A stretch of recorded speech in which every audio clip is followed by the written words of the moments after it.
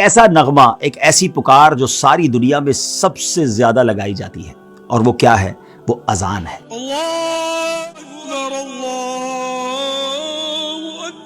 سبحان اللہ، رب عز و جل نے اذان کا کیا شاندار نظام، اگر غور کریں نا ناظرین دنیا کے نقشے پہ، اس وقت آپ اسکرین پر بھی دیکھ رہے ہوں گے، یہ دنیا کا ایک طرح سے کونا ہے۔ سب سے پہلے فجر کی اذان یہاں ہوتی ہے، اور فجر کی اذان جب یہاں ختم ہوتی ہے تو اس کے بعد اگر آپ نقشے پر آگے بڑھتے جائیں تو پھر نیوزی لینڈ، آسٹریلیا، انڈونیشیا، آگے آئیں تو پھر جناب Singapore, Malaysia, Japan, Hong Kong, پھر آ جائیں تو کولمبو، پھر بنگلہ دیش، انڈیا،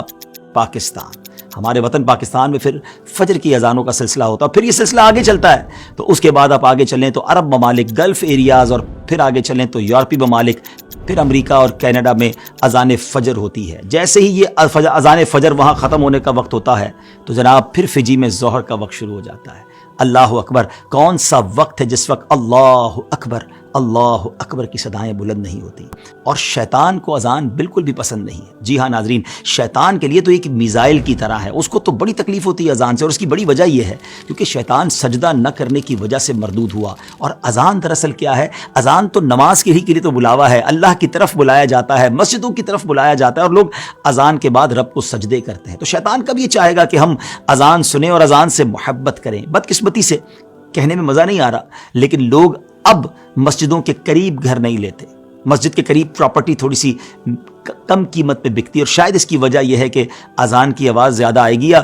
تھوڑا سا پارکنگ وغیرہ کا شاید پرابلم نہ ہو جائے۔ نہیں ناظرین، مسجد تو اللہ کی پسندیدہ جگہ ہے زمین پر، ہمیں تو ایسی جگہ گھر لینا چاہیے کہ جہاں عاشقان رسول کی مسجد قریب ہو، جہاں ہم نمازیں با جماعت ادا کر سکیں اور ہمارے گھروں میں اذان کی آواز آئے۔ احادیث میں مضمون ملتا ہے کہ جب اذان ہوتی ہے تو شیطان جو ہے وہ روحا تک چلا جاتا ہے۔ مدینہ پاک سے روحا جو ہے وہ آلموسٹ 36 مائلز ہے، یعنی اذان کی آواز سے شیطان اتنا دور بھاگ جاتا ہے۔ تو اگر ہمارے گھروں میں اذان کی آواز آئے گی تو شیطان انشاءاللہ ہمارے گھروں سے بھی دور بھاگ جائے گا۔ بلکہ امیر اہل سنت جو فاؤنڈر آف دعوت اسلامی، انہوں نے تو بڑی ایک پیاری نیت بھی ہمیں عطا فرمائی کہ اپنے گھر میں جب روشن دان بنائیں، ہم کھڑکیاں تو بناتے ہی ہیں نا، ایک تو نیت یہ ہوتی ہے کہ اس میں سے ہوا آئے گی، روشنی آئے گی، مگر ایک نیت اور شامل کر لیں کہ اس میں سے اذان کی آواز بھی میرے گھر میں آئے گی، تو سبحان اللہ کتنی برکتیں حاصل ہو جائیں گی، اور کھڑکی بنانے کا بھی ہمیں ثواب ملے گا۔ تو ناظرین، بلکہ اذان تو اتنی بڑی نعمت ہے کہ اگر اذان کا جواب دیا جائے، احادیث میں یہ مضمون ملتا ہے کہ اگر اسلامی بہنیں یعنی خواتین اذان کا جواب دیں تو ہر جملے کو رپیٹ کرنے کے بدلے انہیں 1 لاکھ نیکیاں ملتی ہیں،